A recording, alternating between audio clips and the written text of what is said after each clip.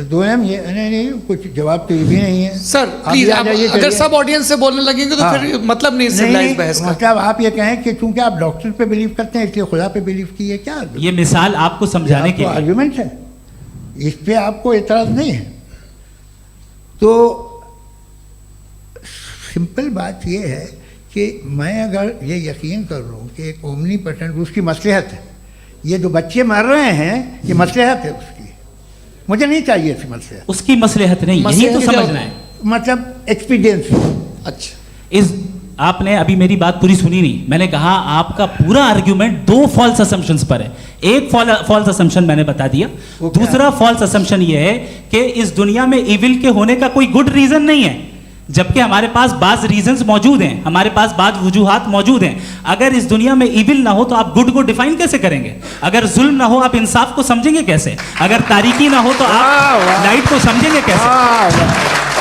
बहुत अच्छे, अभी और सुन लें, अभी और बाकी है। ये तो बात बहुत पसंद आई साहब मुझे कि जब तक रेप ना हो तब तक औरतों की इज्जत का ख्याल आपने मेरा जवाब पूरा सुना ही नहीं। जब तक के बच्चों का कत्ल ना किया जाए तब तक आपको बच्चों की मासूमियत की इज्जत। आपने पूरा जवाब सुना ही नहीं। क्या बात है, क्या आपने नुक्ता निकाला? आपने पूरा जवाब सुना ही नहीं। आप सुन लें, मेरी बात सुन लें।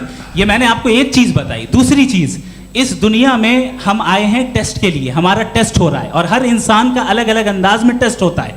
और इस दुनिया में अगर इविल मौजूद है तो वो इविल जरिया है हमारे अंदर ह्यूमन नोबल क्वालिटीज को डेवलप करने का और अलग अलग फील्ड में प्रोग्रेस करने का। और अगर हमारे अंदर और इस दुनिया में इविल नहीं होता तो बताइए टेस्ट का मतलब क्या होता? अगर मैं अपने स्टूडेंट को एमसीक्यूज दूं और उसमें सिर्फ राइट आंसर लिख कर दे दूं और कहूं तुम्हारा टेस्ट हो गया, ये मीनिंगलेस है। इस दुनिया में अगर हम टेस्ट के लिए आए हैं तो जाहिर है गुड एंड इविल दोनों मौजूद है। तो अगर गुड एंड इविल दोनों मौजूद है तो ये इविल भी खुदा का बनाया हुआ है? जी हाँ, खुदा का बनाया हुआ है। लेकिन अच्छा, चलो अच्छी बात। जी बिल्कुल, तो बिल्कुल खुदा ने बनाया। अभी तो ये है कि जो मेजॉरिटी है दुनिया में वो इविल है, तो ये खुदा एक्चुअली इविल के साइड पे लग रहा है मुझे। बिल्कुल भी नहीं, मैं बता मेजॉरिटी में तो वो है। क्या बात कर रहे हैं भाई आप?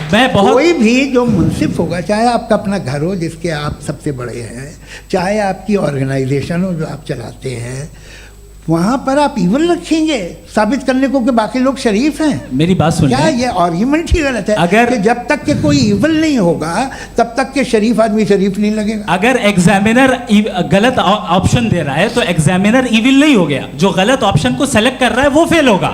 क्रिएटर ने इविल को बनाया है लेकिन वो इविल नहीं है। अच्छा सुनिए मेरी बात, let me complete sir. Creator ने इविल को बनाया है टेस्ट के लिए, वो इविल नहीं है। इविल वो होगा जो उसे इख्तियार करेगा। छुरी को बनाने वाला गलत नहीं होता है, छुरी का गलत इस्तेमाल करने वाला गलत होता है। रेप को कैसे गलत इस्तेमाल करते हैं? रेप इंसान के फ्री विल का नतीजा है।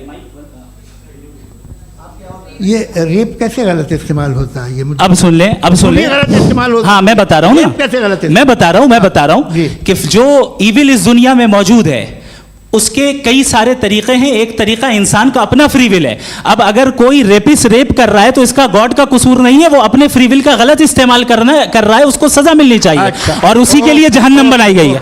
ये फ्री विल का भी बड़ा चक्कर। आप जब कोई बुरा काम करते हैं या कोई बुराई होती है तो ये कहा जाता है कि ये फ्री विल है। 7 billion free wills are moving on this planet. 7 billion free will. और एक आदमी अपनी फ्री विल से मुझे कत्ल कर दे तो मैं खुदा की मर्जी से मरा हूँ कि इसकी फ्री विल की वजह से? मेरी मौत खुदा के हाथ है या ये फ्री विल वाले के हाथ है? खुदा ने फ्री विल का निजाम बनाया है और उस निजाम का गलत इस्तेमाल करके कोई आपको मार रहा है, इस्तेमाल करके मेरा कत्ल कर देता है। अब मेरी मौत का जिम्मेदार कौन है? वो इंसान जिम्मेदार है। वो इंसान जी। तो ये कहना कि और उसको सजा मिलेगी। तो अब आप आगे चलिए कि ये तय करना कि अल्लाह ही या अल्लाह ने खुदा ही जिंदगी देता है, खुदा ही मौत देता है, ये गलत है। बिल्कुल गलत नहीं है। हाँ, नहीं, निजाम उसी ने बनाया फ्री विल का। निजाम मौत और हयात का उसी ने बनाया। You are contradicting yourself. अभी आपने कहा कि एक आदमी ने फ्री विल से आपको मार दिया, इसमें उसे फ्री विल दी गई थी, उसने गलत इस्तेमाल किया। 7 billion free wills are moving on this planet और आप चाह रहे हैं कि मैं सिर्फ खुदा का ध्यान करूं। ये 7 बिलियन फ्री विल्स को मुझे लुक आफ्टर करना पड़ेगा कि नहीं? ये तो तबाहियां कर रही हैं और तबाहियां ज़्यादा हो रही हैं। बिल्कुल। तो अगर ये आप free will बताएं, होगी। आप बताएं अगर खुदा नहीं है फॉर एग्जाम्पल, हाँ। तो आप इविल को कैसे डिसाइड करेंगे? यानी how can you define evil objectively without God? देखिए, दुनिया में दो तरह के जानवर हैं, एक जो अकेले रहते हैं जंगल में और एक जो ग्रुप्स में रहते हैं। ग्रुप में जो भी रहेगा, चाहे वो आपका फाउंडेशन हो, चाहे कोई क्लब हो, चाहे कोई पॉलिटिकल पार्टी हो, चाहे कोई यूनिट हो, उसमें आपको इंटरैक्ट करने के रूल बनाने पड़ेंगे। यानी लोग तय करेंगे। लोग क्या करेंगे? अगर लोगों ने ये तय किया कि किसी का रेप करना सही, आप जस्टिफाई करेंगे? नहीं, आपका फाउंडेशन तो ये हो गया ना कि लोग ही विल डिसाइड दुनिया करेंगे। में- नहीं नहीं नहीं, अरे दुनिया में ऐसे ग्रुप्स हैं जो रेप को जायज़ मानते हैं सर्टन हालात में। मैं डिटेल में नहीं जानूंगा, आप भी जानते हैं। ये जो आईसिस वाले थे जिन्होंने क्या किया था, तो उन्होंने क्या किया उसका खुदा से कोई ताल्लुक नहीं है सर। मैंने सिंपल सवाल किया कि इविल को आप डिफाइन करते चलिए, कैसे चलिए, हैं? आइए वापस आइए। जी। आप साथ में तभी रह सकते हैं जब कुछ आप ऐसे उसूल डेवलप करें जिसमें हर एक का बेसिक तहफ़्फ़ुज़, हर एक का बेसिक राइट हो और हर एक को कोई आराम मिले। यही तरीक़ा है किसी भी ऑर्गेनाइजेशन जिसमें एक से ज़्यादा लोग हैं और वो ऐसे चलती है ज़िंदगी। उसमें अगर आप गड़बड़ करेंगे तो तबाही होगी, नुकसान होगा, बर्बादियाँ आएंगी। और अगर उसमें आप घर ले लीजिए ना, एक हस्बैंड है, एक वाइफ है, बच्चे हैं, वालदा भी हैं, दो बहनें भी हैं, एक भाई भी है। अब इसमें कोई निज़ाम आपको चाहिए साथ में रहने का, और एक दूसरे पे भरोसा रहे, एक दूसरे के बहीख्वाह हों, एक दूसरे की मदद करें, ऐसी जिंदगी। सर आपकी बात आ गई। आप ये कह रहे हैं कि लोग डिसाइड करेंगे क्या सही है क्या गलत है, यही है? मेजॉरिटी डिसाइड करेगी क्या सही है क्या गलत है? अरे भाई बिल्कुल। मेजॉरिटी अगर ये कहे कि नाजी जर्मनी के साथ जिस तरह मेजॉरिटी थी कि जेनोसाइड करना सही, आप जस्टिफाई करेंगे? उस वक्त आपका ये सवाल सिर्फ उसके बाद क्लोजिंग। हाँ, उस वक्त प्लेनेट पे जो लोग थे, हाँ। उनमें कितने लोग हिटलर को सही समझते? अच्छा, प्लेनेट की मेजॉरिटी तय करेगी, सोसाइटी की नहीं। प्लेनेट की मेजॉरिटी गॉड के एग्जिस्टेंस को सही मानती है, आप क्यों नहीं मानते? ये हेलो हेलो हेलो, ये क्रॉस क्वेश्चन का राउंड यहाँ पर समाप्त होता है। और ये बड़ा अच्छा है कि इस तरह से फ्रेगमेंट कर दिया गया है ताकि जो मरकरी ऊपर जा रहा है नीचे जवाब आ दे जाए। दूँ। जी। प्लेनेट की ज़्यादातर मेजॉरिटी कुछ दूसरे मजहबों के खुदा को मानती है। आप उन्हें क्यों नहीं, आप तो मेजॉरिटी की बात कर रहे अच्छा, हैं। ये मैंने क्लोजिंग majority की बात- आप ये कह रहे हैं इविल और गुड को डिसाइड मेजॉरिटी करेगी। मेजॉरिटी जो कर दे वो सही हो जाएगा। अरे क्लोजिंग इसको जैसा आप ही लोगों ने तय किया है उसी फॉर्मेट को फॉलो कर लेते हैं। हाँ भाई, मैंने तो भले लोगों पे एतबार किया और तब मॉडरेशन तय किया। जी, आपके पास 5 मिनट का वक्त है, क्लोजिंग आर्ग्यूमेंट है, उसके बाद हम ऑडियंस से क्वेश्चन आंसर लेंगे जावेद साहब की क्लोजिंग आर्ग्यूमेंट के बाद। Okay, time starts now. बहुत शुक्रिया जी। हमारा जो टॉपिक है डज गॉड एग्जिस्ट, मैं इस पे इतने एकेडमिक तैयारी करके आया था। मुझे था कि मैंने सोचा था कि कई सारे मैं आर्ग्यूमेंट्स दूंगा, लेकिन वक्त की भी किल्लत और जावेद साहब बार बार इधर उधर चले जा रहे थे तो उसको भी थोड़ा एंटरटेन करना पड़ गया। डज गॉड एग्जिस्ट पे मैं एक ही आर्ग्यूमेंट दे पाया। आर्ग्यूमेंट्स बहुत हैं और डेफिनेटिव आर्ग्यूमेंट्स हैं, और मेरे आर्ग्यूमेंट को किसी एक राउंड में भी इन्होंने एंटरटेन नहीं किया और रेफ्यूट नहीं किया। एक राउंड में भी नहीं, एक राउंड में भी नहीं। कौन सा? और ना ही अभी अभी आपका क्लोजिंग आर्ग्यूमेंट आएगा नहीं, वो उसमें। बता देना। Argument of contingency sir. अरे मैं आपसे कई बार कह चुका हूँ कंटीजेंसी का मतलब अब क्या मैं कैसे सर, समझाऊं प्लीज, आपको? आपस में हाँ, आप और प्लीज, कितने प्लीज। आसानी से समझाऊं मैं? मुझे तो नहीं समझ में आ रहा है।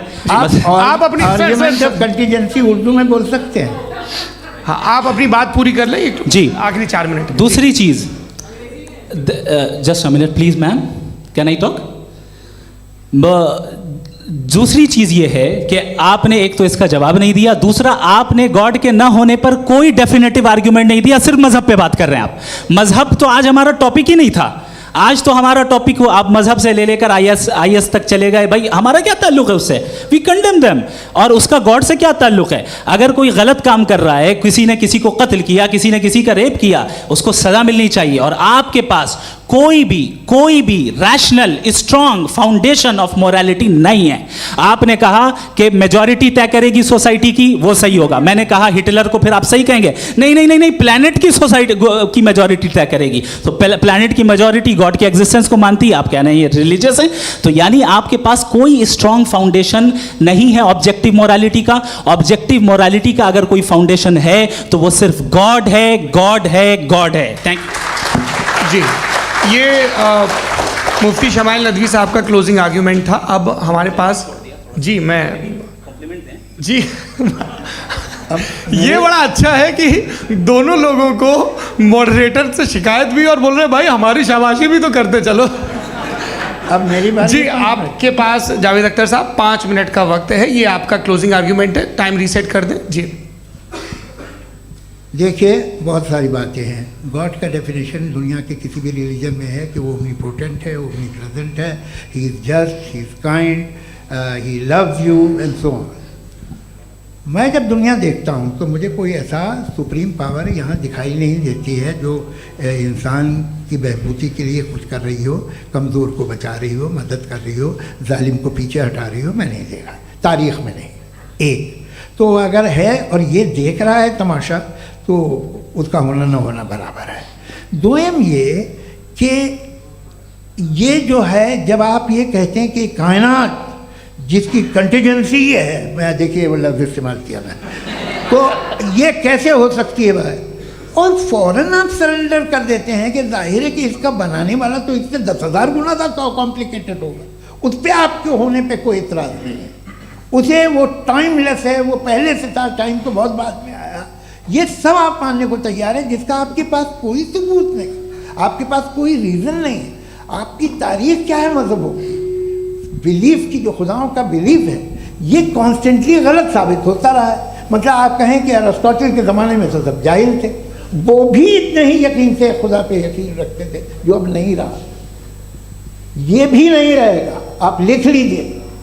और इसके आसार आपको दुनिया में दिखाई देना शुरू हो चुके हैं। ये बहस क्या आज से 100 साल पहले इस तरह हो सकती थी? यहाँ तक तो आपको हम ले आए हैं। तो सर अरे इनको मदद की ज़रूरत नहीं भाई, ये सेल्फ सफिशिएंट आदमी है, आप क्यों इनकी मदद कर रहे हैं? Sir please. तो ये जो है तमाम बातें अपनी जगह हैं। ये एक पैकेज है। आप अकेले, कोई आदमी ऐसा नहीं जो सिर्फ गॉड को मानता हो, उसके साथ बहुत पैराफर्नेलिया आता है, अलग अलग पैराफर्नेलियाज आते हैं। They have always created chaos in the society. मैं तो आपको सीधा ऑफर देता हूँ कि दुनिया में 10 इम्पॉर्टेंट बिलीव्स हैं। आप 1 मानते हैं, 9 नहीं मानते, 9 में आप एथियस्ट हैं, 9 को आप बिल्कुल रीजनेबली मेरी तरह देखते हैं। तो 90 मजहबी आदमी भी 90% एथियस्ट है। वो दूसरे खुदा नहीं मानता, एक खुदा मानता है, अपना वाला, बाकियों को कहता है गलत है। अगर आप मानना ही बंद कर दें तो आपका 10% चांस है कि आप सही हैं और 90% चांस है कि आप गलत हैं। मेरा मशवरा है, आप मानना छोड़ दिए तो 50% चांस होगा कि आप सही हैं और 50% चांस होगा, 40% आप गेन करेंगे by becoming atheist.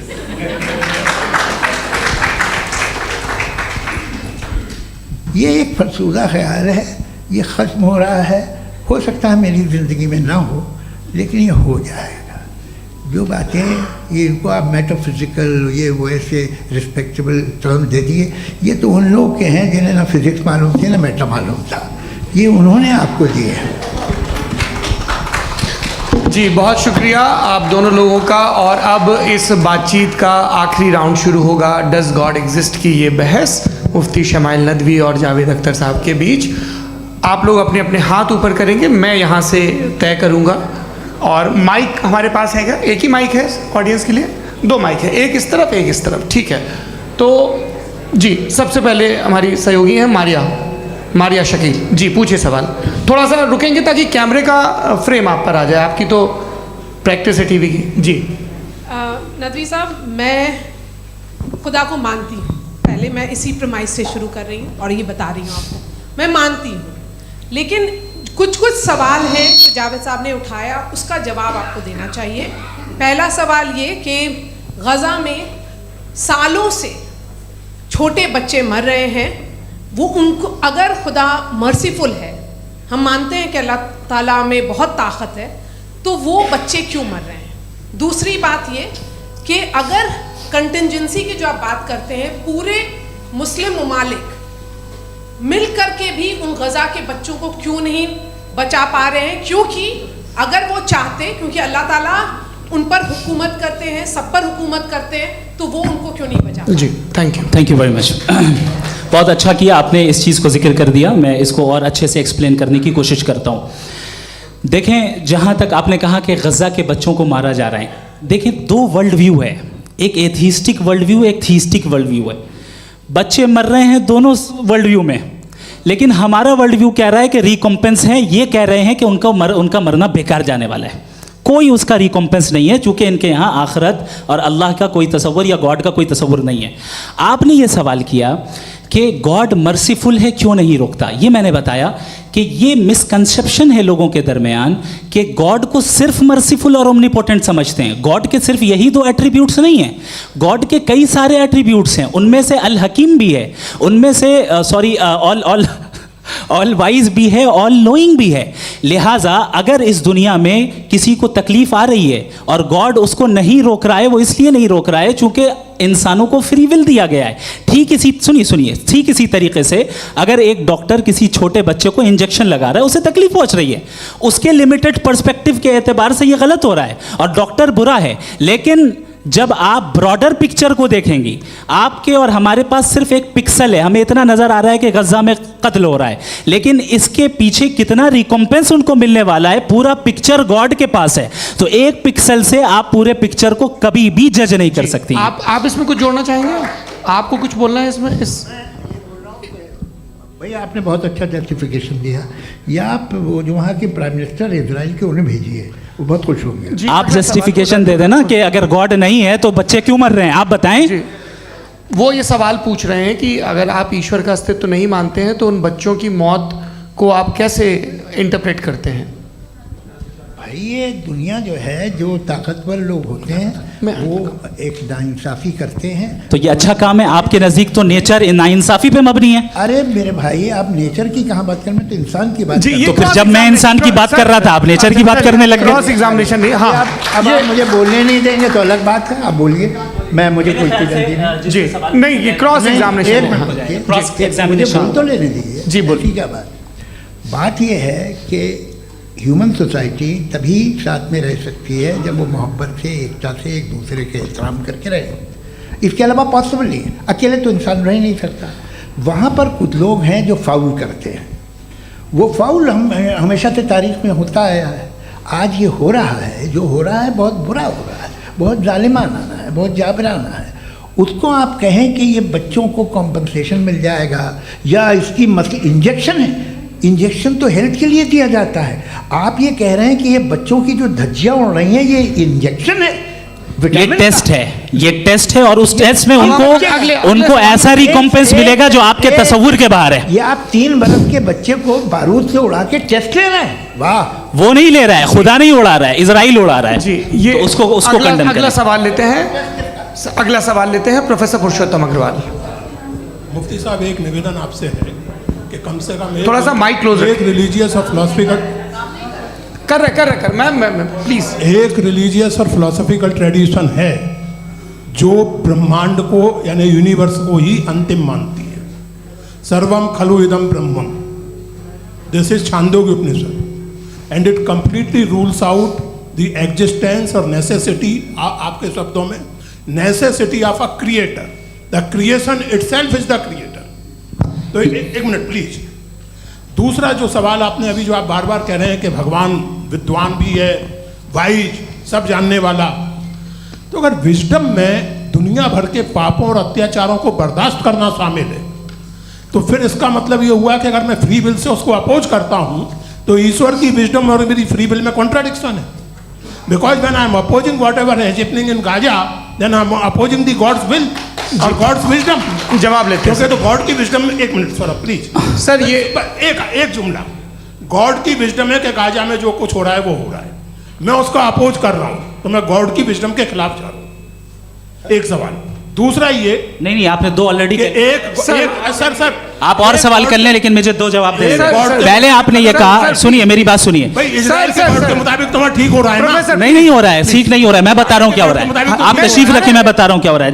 Let me complete please. एक सेकंड गाइस, एक सेकंड। ये देखिए, ऐसा है कि ये सब बड़ा आपस में विचार विमर्श के बाद ये तय हुआ था कि कुछ नियम बना लिए जाएं ताकि एक टाइम बाउंड बातचीत चले। और भाई साहब, आप बड़ा ज़रूरी काम कर रहे हैं, लेकिन कैमरे के फ्रेम में आके उस काम को गड़बड़ कर दे रहे हैं। ठीक है गुरु, अब मेरे को कहीं का गुस्सा कहीं निकालना था, सॉरी।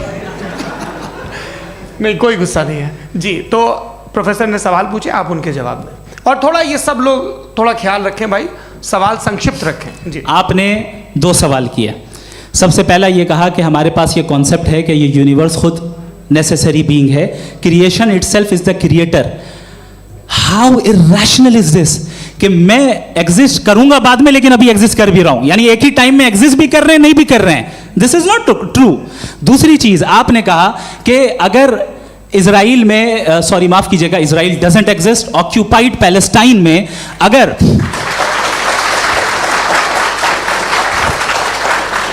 ऑक्यूपाइड पैलेस्टाइन में बच्चों को मारा जा रहा है फ्री विल की वजह से और गॉड नहीं रोक रहा, ये कॉन्ट्रडिक्शन है। ये बताइए कि एक एग्जाम में एक बच्चा गलत आंसर लिख रहा है, सुनिए, एग्जामिनर चाहे तो रोक सकता है, क्यों नहीं रोक रहा है? ये कॉन्ट्रडिक्शन है, ये कॉन्ट्रडिक्शन नहीं है। माइक नहीं सर, ये आपस में जी, ये क्या आपका सवाल? माइक दीजिए। फ्री विल दिया गया है टेस्ट के लिए, अकाउंटेबिलिटी के लिए। अगर फ्री विल नहीं होता तो आप कहते हैं हमें रोबोट बना दिया गया। नॉट मेरे से प्रेजेंट माय पोजीशन, आपकी जो भी पोजीशन, मैं अपनी फ्री विल के नाते, अपने ह्यूमन विजडम के नाते गाजा में हो रही अत्याचार का विरोध करता हूं। बिल्कुल करना चाहिए। के हिसाब से मैं गॉड की विजडम का विरोध कर रहा हूं? बिल्कुल नहीं, समाज हो रहा है गॉड की, बिल्कुल भी नहीं, बिल्कुल भी नहीं। उसका वहां पर गाजा में कत्ल होना ये इंसानों के गलत इस्तेमाल का नतीजा है, फ्री विल के इस्तेमाल का नतीजा है। गॉड इसका हुक्म नहीं देता, उससे रोकता है। यही तो मसला है ना। आपके लिए कॉन्सेप्ट क्लियर है? नहीं भाई, आपने तो बताया था इंजेक्शन लगाने से बच्चे को तकलीफ होती है, ये इंजेक्शन लगा। सर आप ऐसे रेटोरिक स्टेटमेंट दे तब तो कोई मसला नहीं समझते रहेंगे। This is a rhetoric statement, this is not a logical argument sir. I am sorry, I am sorry. आखिरी 30 मिनट बड़े मुश्किल होने वाले हैं जी। मुफ्ती साहब आगे बैठे हैं, इनको माइक दीजिए। हाँ तरुण, माइक आप अपने पास रखिए, आपको कैमरे का फ्रेम पता है जी। सबसे पहले दोनों को मुबारकबाद। एक सर अपना आप नाम बता दें। आप अमेरिका में शिकागो में रहते हैं, इतना मुझे याद है। बताया आपको, यासिर नदीम अलवाजदी मेरा नाम है। जावेद सर, आपसे एक क्वेश्चन है इन्फिनिट रिग्रेस के ताल्लुक से। एक हाइपोथेटिकल सिनेरियो है, मसलन अगर आप सर माइक थोड़ा सा प्लीज क्लोज रखिए जी। अगर आप शायर इसलिए हैं कि आपके कोई उस्ताद शायर थे, और वो इसलिए शायर थे कि उनके कोई उस्ताद शायर थे, और इसी तरीके से हम माजी में पीछे चलते चलते चले जाएं और कहीं ना रुके, तो माफ़ कीजिएगा आप कभी शायर नहीं हो सकते। लेकिन आप शायर हैं, आपका शायर एग्जिस्ट करता है, इसका मतलब ये है कि आप कहीं ना कहीं रुके हैं। तो मेरा सवाल ये है कि क्या आप इन्फिनिट रिग्रेस ऑफ कॉजेस को लॉजिकल फैलेसी मानते हैं या नहीं मानते? हाँ या ना? मैं इन्हें लॉजिकल फैलेसी नहीं मानता हूँ, लेकिन मेरा प्रॉब्लम यह है कि जब मैं नहीं मानता हूँ तो I will continue with this logic जो फैलेसी नहीं हो। आप एक जगह रुक जाते हैं जाके, आप कहते हैं ये गेंद कैसे बनी, ये जजीरा कैसे बना, ये समंदर कैसे बना, ये ज़मीन कैसे बनी, और अचानक गॉड पे जाके आपको ब्रेक लग जाता है। एक बार आप सवाल नहीं करते कि भाई इनको बनाने वाला तो इनसे भी कॉम्प्लिकेटेड होगा, वो कैसे बना, उसके बारे में आपने इत्मीनान कर लिया, वो हमेशा से है। तो अगर आप उसे हमेशा से मानते हैं तो फिर ये मान लीजिए कि कायनात हमेशा से है, क्या तकलीफ फिर हम वजूद में नहीं आते जी है? हम मौजूद नहीं। अच्छा सर क्यों नहीं हो मैं सकता? बताऊँ प्लीज। जैसे मैंने मिसाल दी आपके शेर की, आपका शेर कभी वजूद में ना आता अगर शायर इसी तरह चलते रहते हमेशा। जी माइक मेरे ख्याल से एक सेकंड। इन्फिनिट रिग्रेस का कॉन्सेप्ट क्लियर नहीं हो जी। पाया, ऐसे रहने दें, लेट्स मूव ऑन सर। ठीक है। हाँ थोड़ा सा मॉडरेटर का भी ख्याल रखें। नहीं आपने तो रखा है, आपने रखा है। यहाँ पे गौहर रजा साहब हैं, वो भी एक सवाल पूछना चाहते हैं। माइक नीचे से ऑन कर दिए, नीचे। पहले तो ये कह दूं कि मैं उन बच्चों से शर्मिंदा हूं जिनको गज़ा में कत्ल किया गया, क्योंकि हमारे होते हुए कत्ल किया गया। लेकिन उससे ज़्यादा शर्मिंदगी इस बात से हुई कि मुझे लगा कि मुफ्ती साहब उसको जस्टिफाई कर रहे हैं। बिल्कुल भी नहीं, आप बहुत ही गलत मुझे बात लगा मैं गलत हो सकता हूँ। बिल्कुल गलत मैं है। सवाल पूछ रहा हूँ। सवाल मैं देखिए, सवाल अगर पूछ रहा हूँ। एक मैं जावेद भाई से डिसएग्री करता हूँ। एक सेकंड देखिए, अगर देखिए ऐसा, एक सेकंड आप सर वेट, अरे आप कुछ मेरे पहले मुझे अपनी बात कह लेने दीजिए। अगर ऑडियंस तय करेगी तो फिर मॉडरेटर का मतलब नहीं। मेरा आप सबसे ये कहना है, ये बहस दो लोगों के बीच में है, एक तरफ मुफ्ती साहब, एक तरफ जावेद साहब। पिछले 1.5 घंटे से ये लोग अपने अपने तर्क रख रहे हैं। आपकी इनसे इत्तेफाकी हो सकती है, ना इत्तेफाकी हो सकती है। मेरे उस्ताद मुझे सिखा गए हैं कि मुखामुखम में असहमति की गुंजाइश बची रहनी चाहिए। अगर मैं आपकी बहुत इज्जत करता हूँ गौहर साहब, आपने जो कमाल की किताबें लिखी, साइंटिफिक टेम्परामेंट, लेकिन मेरी ये गुजारिश है आप सबसे कि यदि आप इन लोगों ने जो बोला उन पर टिप्पणियाँ करेंगे तो ना वक्त की पाबंदी रहेगी, ना वो अनुशासन। आप सवाल पूछ लें, उस सवाल में जो बात आ जाए वो आ जाए। मैं जावेद साहब से डिसएग्री करता हूँ, इसलिए जावेद साहब से सवाल पूछ रहा हूँ। आपका सवाल जावेद अख्तर साहब से। और सवाल ये है मेरा कि जावेद साहब ने कई बार लॉजिक का इस्तेमाल किया कि साइंस में लॉजिक है और रिलीजन में लॉजिक नहीं है। मेरा ख्याल ये है कि रिलीजन में भी लॉजिक है, लेकिन उस लॉजिक की बेसिस ये है कि आप रुक जाते हैं, जिसका जिक्र जावेद साहब ने बार बार किया, यानी खुदा के तसव्वुर पे आते हुए, गॉड के तसव्वुर पे आते हुए रुक जाते हैं। और इसमें सवाल पूछना मतलब फॉरबिडन होता है। सवाल ये है कि क्या जावेद साहब इससे एग्री करते हैं कि साइंस की लॉजिक अलग है और रिलीजन की लॉजिक अलग है? बताइए सर।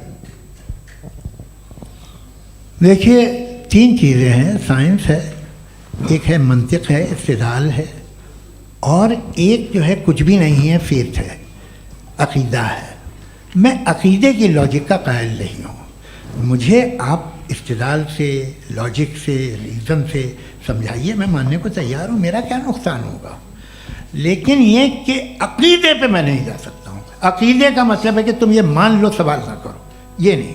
आप सारी बातें करके, बड़ी साइंटिफिक बातें करके एक जगह जाके खुदा के हुदूद पे रुक जाते हैं, सरेंडर कर देते हैं। मैं सरेंडर करने को तैयार नहीं। That's all.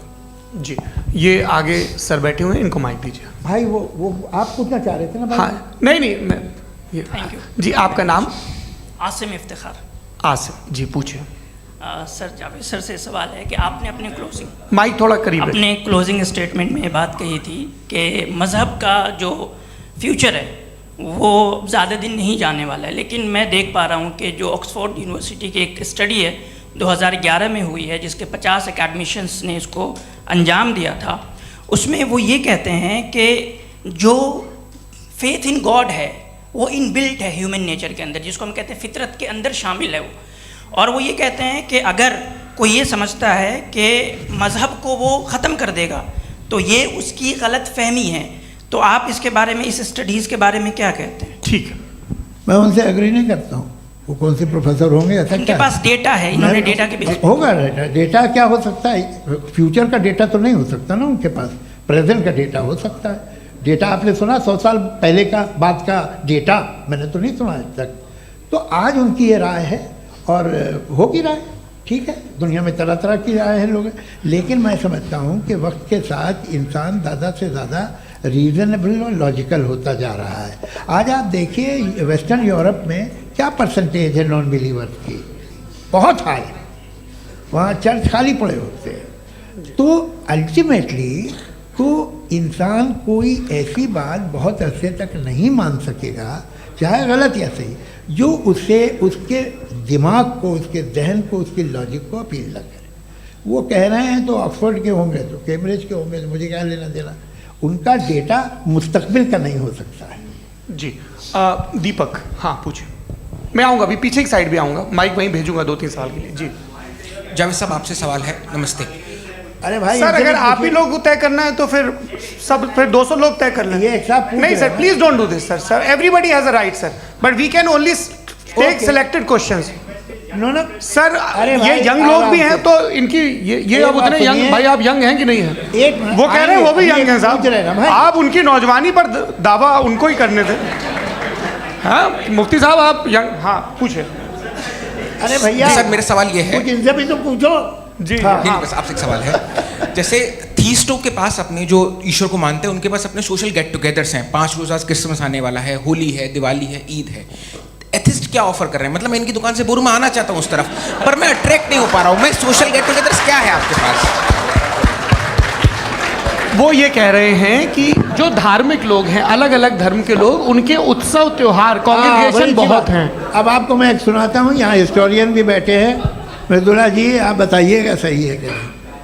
ये एक कॉन्स्टेंटाइन, एक ग्रीक रोमन बादशाह था जो क्रिश्चियनिटी आने के 400 साल बाद उसने डिसाइड किया कि मैं क्रिश्चियन हो जाऊंगा, मेरी पूरी स्टेट कैंसिल हो जाएगी।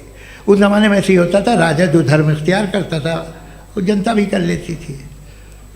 इसलिए कि वो हो गया था बैंकरप्ट, और उसे जो मेडिटेरियन कोस्ट के रिच क्रिश्चियन वो थे मर्चेंट, उससे पैसा चाहिए था। तो उसने कहा यार क्रिश्चियन हो जाओ। तो उसने अपने वजीर से कहा कि भाई ये हिस्ट्री है कि अब हम लोग क्रिश्चियन हो जाते हैं। पहले सर हो जाएंगे, कोई प्रॉब्लम नहीं है, लेकिन एक प्रॉब्लम ये है कि 17 दिसंबर से 25 दिसंबर तक जो पेगन फेस्टिवल होता, जो पेगन्स थे वो लोग, जो फेस्टिवल होता है वो बंद हो जाएगा, इसलिए कि हम क्रिश्चियन हो गए तो होगा नहीं।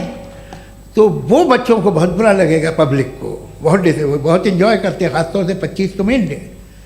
तो उसने कहा हाँ ये तो सही कह रहे हो। ये जीसस क्राइस्ट की पैदाइश कब थी? पहले साहब वो अप्रैल में थी। नहीं, कट करो, वो 25 दिसंबर को है। यह हकीकत है जी। और 400 साल बाद क्रिश्चियनिटी के अप्रैल से दिसंबर ले आए, और इसलिए कि यहाँ पेगन फेस्टिवल होता था। अब मनाते हैं आप आराम से। ये जो सारे फेस्टिवल हैं ये रिलीजन से, हर एक को एक इंटरटेनमेंट डिपार्टमेंट चाहिए होता है अपनी कंपनी चलाने के लिए। तो ये रिलीजन ने, ये सेकुलर त्यौहार थे जिन्हें रिलीजन्स ने ले लिया है। ये मौसम के थे, फसलों के थे, किसानों के थे, उसको आपने लेके रिलीजियस रंग दे दिया।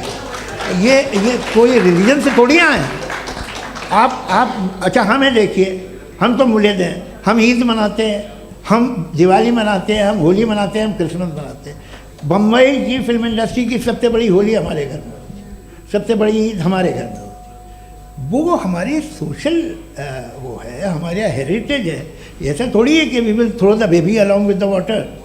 ये तो अच्छी चीज़ है, इन्हें रखो, जो बेकार है फेंक दो।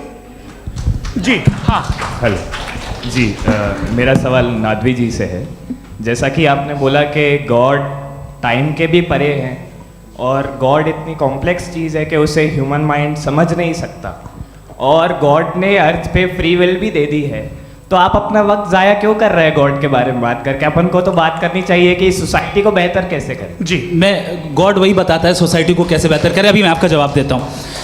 आपने कहा कि टाइम पे वो एग्जिस्ट नहीं करता, मेरा सवाल ये है कि जैसा आपने बोला कि गॉड बहुत ही कॉम्प्लेक्स चीज़ है। मैंने कहा ही नहीं कि कॉम्प्लेक्स है, तो आपके अल्फाज हैं। कॉम्प्लेक्स का लफ्ज गॉड के लिए सुइटेबल नहीं है। क्यों? क्योंकि कॉम्प्लेक्स वो चीज़ें होती हैं जो ऑब्जेक्ट हो। God is not an object जिसको आप इंस्ट्रूमेंट के जरिए लेबोरेटरी में जाके टेस्ट करें, oh it's very complex. No, वो कोई कार का इंजन नहीं है।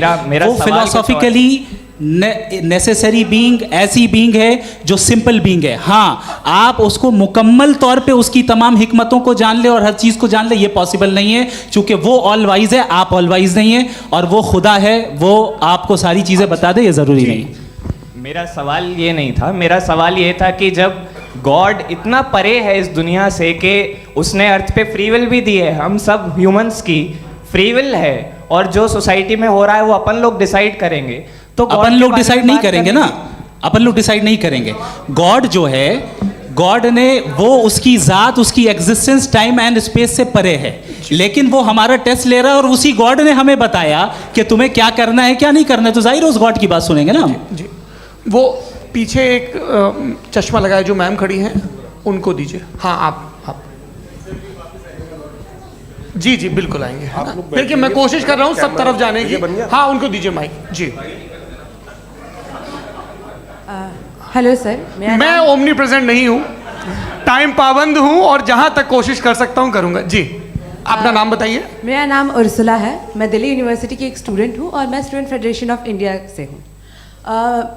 मेरा सवाल मुफ्ती जी से है कि इस हॉल के इस कमरे में बैठ के हम लोग रेप की मोरालिटी के बारे में फिलोसफिकली बात तो कर सकते हैं, बट असलियत ये है कि रोज़मर्रा की ज़िंदगी में औरतें रेप के थ्रू गुजरती हैं। और हम लोग सिर्फ नंबर्स पे इस तरह नहीं देख सकते, क्योंकि कितनी औरतें हैं इन कंट्रीज़ में जहाँ पे आप बता रहे हैं कि केसेस कम हैं, जिनका एक्सेस है कि वो जाके केस फाइल कर सकें। कितनी औरतें हैं जो जिनको काम करने की आज़ादी है उन कंट्रीज़ में। यूरोप में ये आज़ादी आ गई, यूरोप में ये रूल्स आ गए, तो हम आज उसके बारे में बात कर पा रहे हैं। जी, जवाब। आपने ये कहा कि कमरे में बंद होकर हम लोग इस पर फिलोसफिकली बात कर सकते हैं, लेकिन हकीकत में क्या हो रहा है, वो ग्राउंड लेवल पे क्या हो रहा है जो बहुत गलत हो रहा है, और वो सफ़र कर रही हैं। आई एग्री, बहुत गलत हो रहा है, और जो गलत हो रहा है उसको हमें रोकना है। और क्यों रोकना है, वो गलत क्यों है? हमारे पास इसका ऑब्जेक्टिव फाउंडेशन है, इनके पास उसका ऑब्जेक्टिव फाउंडेशन नहीं है। मैं ये कहना चाह रहा हूँ कि जहाँ पे भी जुल्म हो रहा है, जहाँ पे भी औरत पे जुल्म हो रहा है, या उसकी इज्जत लूटी जा रही है, या उसे तकलीफ पहुँचाई जा रही है, और सिर्फ औरत नहीं, किसी इंसान के ऊपर भी जुल्म हो रहा है, तो उसके खिलाफ खड़ा होना, ये मॉरलिटी हमारे पास गॉड के पास से आई है। वरना जावेद साहब तो कह रहे हैं कि जो है मेजॉरिटी डिसाइड करेगी, तो मेजॉरिटी तो कभी भी बदल सकती है। क्या आप ये थोड़ी सी आपको गलतफहमी है। मैं अगर मेरे जुमले से ये मदनत निकला या मैंने कहा, तो ये जुमला मैं वापस लेता हूँ। ये मेरा मतलब ही नहीं था कि मेजॉरिटी डिसाइड करेगी। मेजॉरिटी डिसाइड करे तो दुनिया में बड़ी, वैसे आपने कहा था ये जुमला। अच्छा, हो सकता है, मैं मान रहा हूँ, बाद में रिकैप कर लेंगे। अरे एक सेकंड, मैं अपनी एक्सप्लेनेशन देता हूँ। मुनासिब बात यह है कि हम सब के सब दिल में जानते हैं कि क्या अच्छा है क्या बुरा है, हमें पता है अच्छी तरह से। जो लोग बुरे काम करते हैं उन्हें भी मालूम अच्छा क्या है। यही तो सवाल था हजरत कि फिर ये मोरालिटी आई कहाँ से? Cross examination. हाँ जी, हाँ। मोरालिटी साथ रहने की डिजायर से आई, यानी साथ रहकर जो कुछ कह दे, जो कुछ कर दे, वो हो जाएगा? नहीं नहीं, तो आप कायदे से रह ही कर सकते हैं जब तक लोगों में मोरालिटी हो, वरना क्यास हो जाएगा। ये आपको कैसे पता?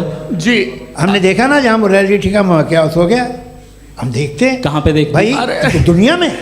आप जो कह रहे हैं, आप कहीं पे अगर गलत हो रहा है इस बहस तो के उसको बाद आप में गलत देखिए। आप सर मुफ्ती आप एपिस्टेमोलॉजी की बात कर रहे हैं, मैं ऑन्टोलॉजी की बात कर रहा हूं। मैं इस बहस के बाद आप दोनों लोगों को चाय पे होस्ट करूंगा, वहां पे क्रॉस एग्जामिनेशन कर लीजिएगा। अभी ऑडियंस का हक मार रहे हैं आप लोग भाई, सर जस्ट लोग हैं आप लोग।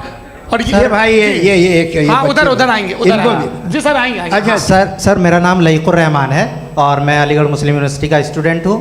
और जहाँ तक मुझे पता है कि sir you are also product of Aligarh Muslim University. मैं भी उसी चमन का बुलबुल। हाँ सर, तो बड़ी खुशी हुई मुझे जान करके कि मैं आपसे मिलूँगा। सवाल सर, मेरा सवाल ये है, सर सैयद अलैहि रहमा का नज़रिया ये था कि खुदा के वजूद को अक़ल के दायरे में रह कर के तलाश करना, न कि पूरी तौर से उसका इनकार कर देना। Sir, how will you define it? नहीं, तो ये तो आप इन्हें बताइए। ये सवाल है कि खुदा का वजूद साबित कर रहे हैं। नहीं तो सर, आपने इनकार कर रखा है, इस वजह से मेरा क्वेश्चन। उन्होंने यही सर से एक सेकंड, सर सैयद ने यही कहा ना कि अक्ल से आप खुदा के वजूद को साबित नहीं कर सकते, यही कहा ना भाई। वो उन्होंने कहा कर सकते हैं और वो कर दिया गया आज। वो फोन तलाश करना या साबित करना अक्ल से अक्ल से नहीं हो सकता। अरे सवाल तो सुन लीजिए जी। अक्ल से नहीं हो सकता है, यही कहा ना आपने। अक्ल से हो सकता है। अरे वो यही कह रहे हैं भाई, आप बता रहे हो सकता है, वो तो कुछ और। आप अगर सर देखो नौजवान फोन ले लो, वो इतनी कमाल की यूनिवर्सिटी है। अरे भाई दे दो जरा, एक मिनट दे दो भाई, मेरी बात सुनो, माइक पे बोलो ताकि जो लाखों लोग देख रहे हैं। माइक दे दो ना। अरे देंगे ना माइक, तुम ठहरो तो। हाँ सर, मेरा सवाल ये था कि सर सैयद अलैहि रहमा का एक नज़रिया था अपना कि खुदा का जो वजूद है उसको अक़ल के दायरे में रह कर के तलाश करना है, न कि पूरे तौर से इनकार कर देना है। ये उनका कॉन्सेप्ट था। लेकिन मेरा सवाल ये है कि आप इसको कैसे डिफाइन करते हैं, एक्सप्लेन कैसे करेंगे? मैं आपसे जानना चाहता हूँ, चूँकि you are the product of Aligarh Muslim University. मुझे अक़ल के दायरे में रख के मैंने बहुत तलाश की, मुझे मिला नहीं।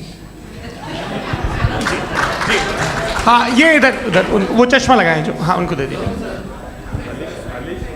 जी जी फटाफट पूछिए, बस 5 मिनट है, 5 मिनट में खत्म हो रहा है। हाँ अस्सलाम वालेकुम मुफ्ती साहब। एंड मेरा सवाल जावेद अख्तर साहब से। क्या नाम है आपका? अरे भैया सब मुझे तो क्या पूछ रहे हो यार? फैज पूछिए फैज साहब। तो मेरा सवाल ये है कि अभी जो एथियस्ट है वो problem of evil argument use कर रहे हैं अगेंस्ट मुस्लिम्स, राइट? कि इस दुनिया में इतना सारा ईविल है और अगेंस्ट मुस्लिम तो यहाँ अगेंस्ट थियस्ट। हाँ थोड़ा सा करेक्ट कर लीजिए भाई, पूरी मशक्कत ही इसी बात की थी कि किसी एक मजहब पे बात ना टिके। जी, तो बेसिकली ये आर्गुमेंट ऐसा है कि इस दुनिया में इतना ज़्यादा ईवल एग्जिस्ट करता है और अगर एक ऑल गुड गॉड है तो वो रोकता क्यों नहीं है? लेकिन इस सवाल में एक हिडन अजम्पशन ये है कि इस दुनिया में ईवल एग्जिस्ट करता है। अब एथियस्ट ये कैसे ऑन्टोलॉजिकली प्रूव कर सकते हैं कि इस दुनिया में ईवल एग्जिस्ट करता है? मैं आपको बताता हूँ, थोड़ा सा समझा। नहीं सर हम लोग इनको सुनने आए। नहीं please don't do that. I want to explain ontologically. नहीं हम समझ गए सर, इनको अब जवाब देने दीजिए। अच्छा सवाल पूछ लो। मैं अभी तक क्या था वो मैं थोड़ा सा ऐड ऑन कर लेता हूँ। तुम गुरु, तो हम जब इसका राउंड 13 करेंगे ना तब तुमको स्टेज पे बिठाएंगे। जी तो हाँ जल्दी से। तो देखिए एथियज्म के हिसाब से सब कुछ रैंडमली बन गया है, सब कुछ एटम्स और मॉलिक्यूल्स है। एक पत्थर में और मुझ में सिर्फ इतना फर्क है कि हम लोग एटम्स और मॉलिक्यूल्स का अलग अलग रीअरेंजमेंट है। अब एक पत्थर को कोई इंसान तलवार से 2 टुकड़ों में काट दे या मुझे, according to atheism it is same. There is no evil and good according to atheism.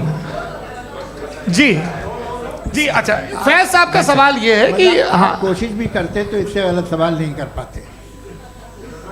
एक लाइफ फॉर्म है और लाइफ फॉर्म में फीलिंग्स हैं, मतलब लाइफ फॉर्म सुनता है, देखता है, टेस्ट कर सकता है, फील कर सकता है।